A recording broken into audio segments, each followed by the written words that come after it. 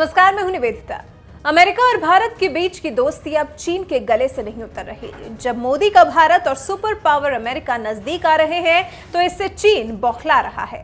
और अब जब अमेरिकी विदेश मंत्री माइक पॉम्पियो भारत आए हैं और यहां भारत के साथ कई महत्वपूर्ण समझौतों पर हस्ताक्षर कर रहे हैं, तो ये बात चीन को इतनी नागवार गुजर गई कि पॉम्पियो की इस यात्रा को एशिया में कलह बोने वाला करार दे दिया। चीनी विदेश मंत्रालय के प्रवक्ता वांग वेनबिन ने पॉम्पियो की भारत यात्रा पर कहा कि अमेरिकी विदेश मंत्री के हमले और उनके चीन के खिलाफ आरोप कोई नई बात नहीं है। चीन पर लगाए गए आरोपों को वांग वेनबिन ने आधारहीन करार दिया है। कहा है कि ये दर्शाते हैं कि अमेरिका अभी भी शीत युद्ध की मानसिकता और वैचारिक पूर्वाग्रहों से जूझ रहा है। गुस्ताख चीन खुद को शांति प्रिय दिखाते हुए कह रहा है कि हम पॉम्पियो से शीत युद्ध और जीरो गेम मेंटेलिटी को त्यागने और चीन सहित क्षेत्रीय देशों के बीच शांति और स्थिरता को कायम रखने का आग्रह करते हैं। हम साथ में यह भी अपील करते हैं कि वो क्षेत्रीय शांति को बनाए रखने में मदद करें।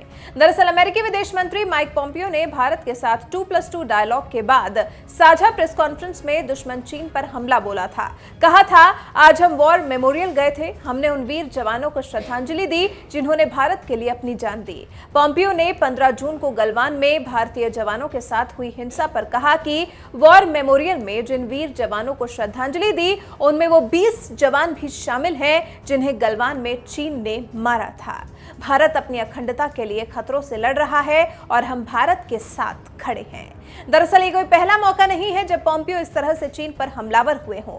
पॉम्पियो बहुत पहले से ही चीन को झटके पर झटके दे रहे हैं। पॉम्पियो ने ही चीन को पश्चिमी देशों के लिए खतरा करार दिया था।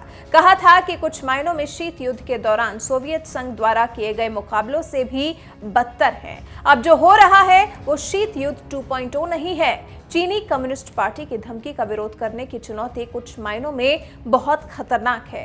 सीसीपी पहले ही हमारी अर्थव्यवस्थाओं में, हमारी राजनीति में, सोवियत संघ के तरीकों में, हमारे समाजों में पहले से लागू है।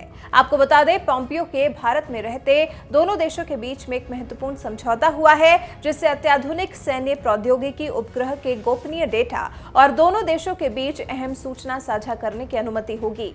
2+2 वार्ता में दोनों पक्षों ने दोनों देशों के बीच पहले से कायम करीबी संबंधों को आगे और घनिष्ठ करने और हिंद प्रशांत क्षेत्र में आपसी हितों के व्यापक मुद्दों पर विचार विमर्श किया गया।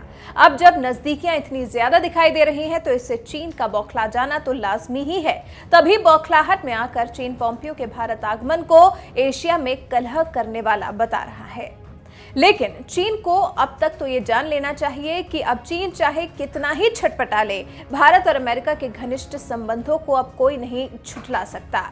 अमेरिका और भारत की दोस्ती के आगे चीन को शायद अब अपने लिए डर सताने लगा है, क्योंकि इन दोनों का साथ सिर्फ इन दोनों का साथ नहीं है, बल्कि चीन का पड़ोसी ताइवान भी पूरी तरह से इन दोनों देशों के साथ है, जिसे चीन अपनी बड़ी नाकामी के तौर पर देख रहा है।